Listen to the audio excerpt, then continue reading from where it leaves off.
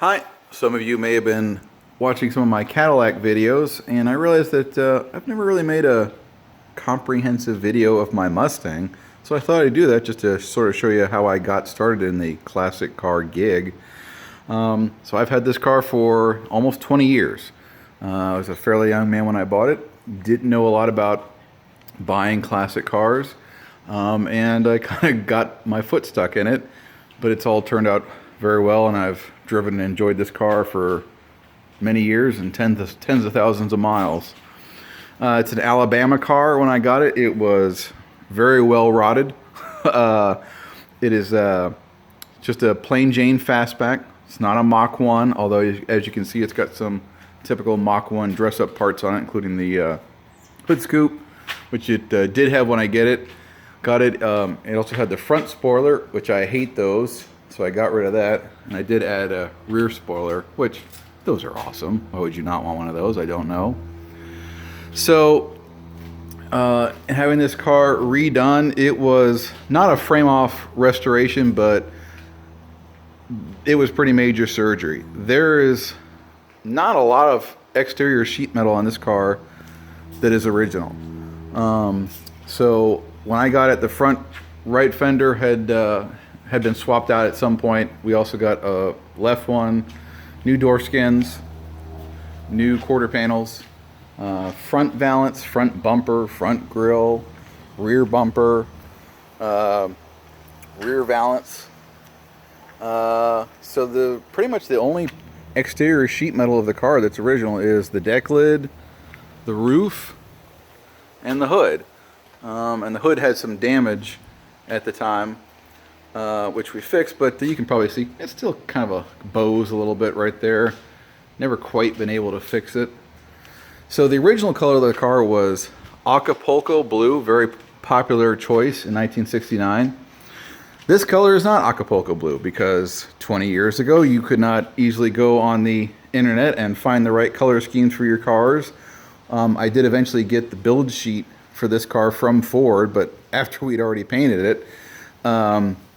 Like when I was scraping layers and layers of paint on this thing to get it off. I mean, this car had been so many colors. It had been red, it had been blue several times. I think it had even been grayish green at some point.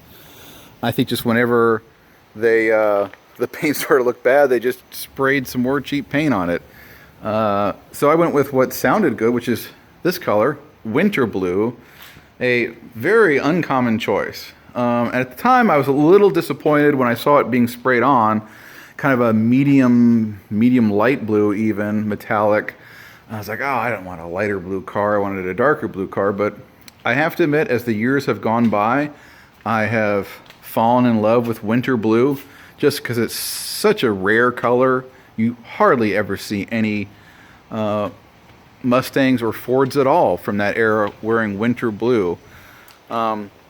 And in fact, I think I've only ever seen one other Mustang wearing winter blue. So I've kind of fallen in love with it.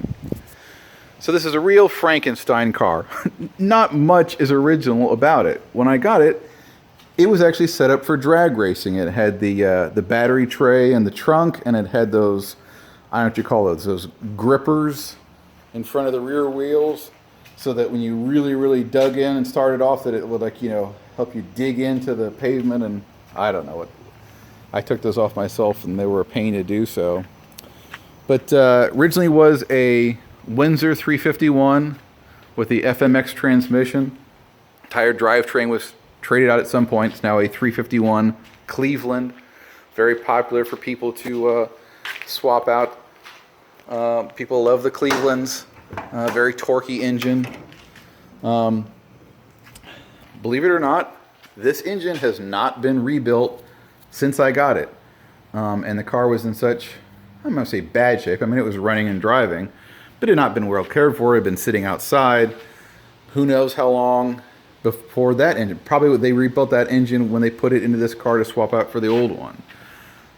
So, as I'm sitting here making this video today, it's probably quite literally been 30, 35 years since this engine was rebuilt. And it still runs strong and fine, doesn't blow any oil, doesn't burn any oil, and gets me where I need to go. Funny thing, when I got it, it did not have this brace on the shock towers, and that's a bad thing. It's not just for decoration, it actually helps with the stability of the car. And I actually had a problem with it a few years ago where the shock towers were actually collapsing inward. And the car was kind of like, pigeon-toed. And so we had to, won't go through all the details of what it took to get that fixed, but some ingenuity on the part of a local mechanic. So power steerings, power brakes, did not have, the car did have air conditioning originally. And when I was finishing up working on this car, I shouldn't say, I always makes it sound like I'm working on the car. I'm not a mechanic. I'm not doing any work on these cars. The only real work I did on this car was the interior. I pretty much did everything inside, repainting, putting, new covers and everything. But anyway, so you can see here from the vents, it was an original AC car, but it was the price difference to put in a original AC aftermarket unit in this versus the under the dash jobbies was, well more than twice. I'm trying to remember the numbers, but it was like $2,500 to put in a sort of restore the original AC system, and I did not have that kind of money at that point. I was in my 20s, for God's sakes. I didn't really even have money to buy this car, but I did it. So we put that in, and that thing has really not worked well for me at all. It seemed like every year I had to have it charged up, and even when it did blow, it didn't blow particularly cold air. You can maybe, and to the point where like the last 3 summers, I've not even bothered having it recharged. I just don't use the AC system. If I had to do it all over again, I would not have bothered. Some may have heard in one of my Cadillac videos talking about these vinyl dash covers. You can see that's what I have on here. And I don't really like the looks of it. I mean, I just cleaned it up so it doesn't look bad. I mean, you probably would be walking around and you wouldn't really stand out. You can probably see that the dash is actually the wrong color. The color of this car is light blue. But I didn't know that when I got it, so I started painting different pieces medium blue. You can probably still see these quarter pillar covers are still in medium blue. These kick panels are in medium blue. And that was the dash cover that came with it, and so there it is. It kind of stands out. You can probably also see that the headliner does not match. The headliner is white, and the rest of the interior is light blue. That was, I think somebody at some point just swapped out the headliner and put in the wrong one, and I don't know. It kind of ends up, they did not make it like that. That is not an intentional two-tone effect, but I kind of like it. And so I've just kept it all these years. So this is kind of what, a car looks like after 20 years of fairly decent ownership. Kept it, I would say for its first 8 or 9 years, it was not garage. It was kept covered under a carport and or a car cover at all times. But still, it was exposed to the elements. And to be honest, it was not a particularly good paint job that I got for it back in the day. Again, I didn't have a lot of money. I was sort of paying for it as I went.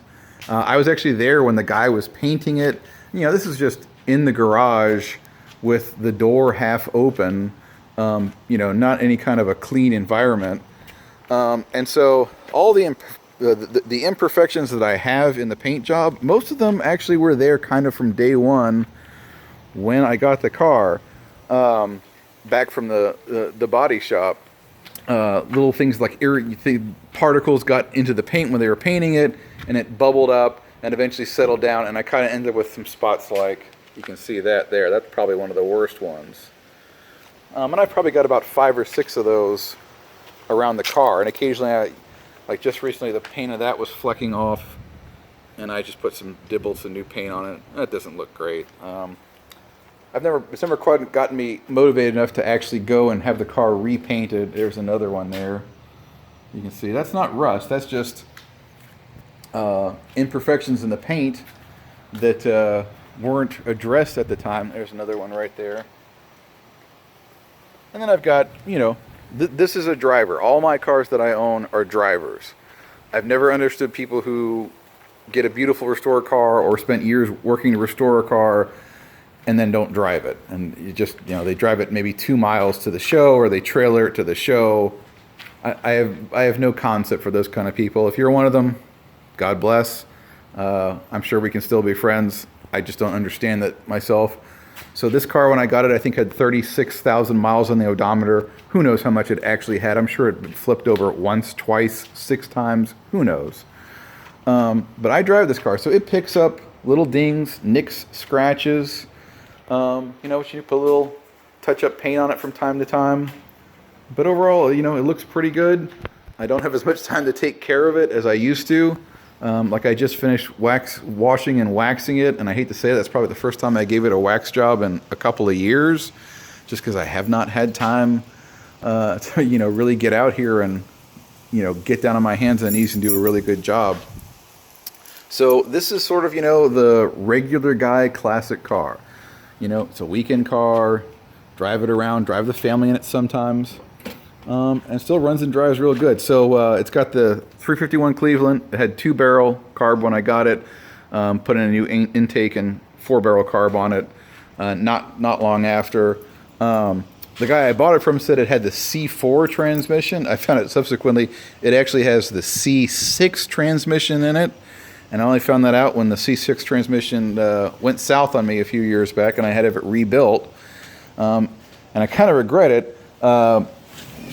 Not pulling that thing out of there, because the C6 is really like it's the sort of thing you have like a van or a truck. It's not really a performance transmission. There's the back seat area. It does not have the fold down or anything like that. Like I said, this is pretty much a plain Jane car. Had power steering, power brakes, and AC, I think, were the only options.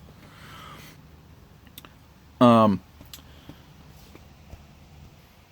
anyway, so the transmission went south, and the guy said, "Hey, that's a C6, not a C4."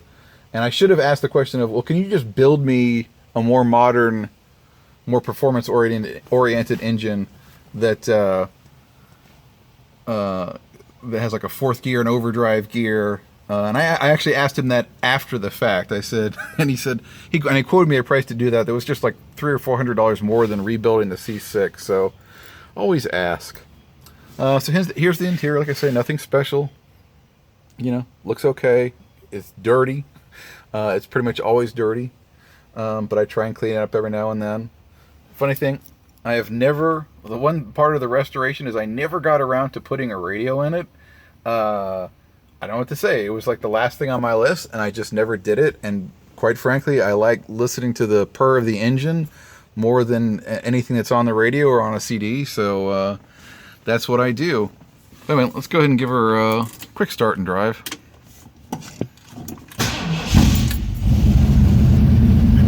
Loud car. It has glass packs only, no mufflers. So when it wants to get loud, it can get very loud.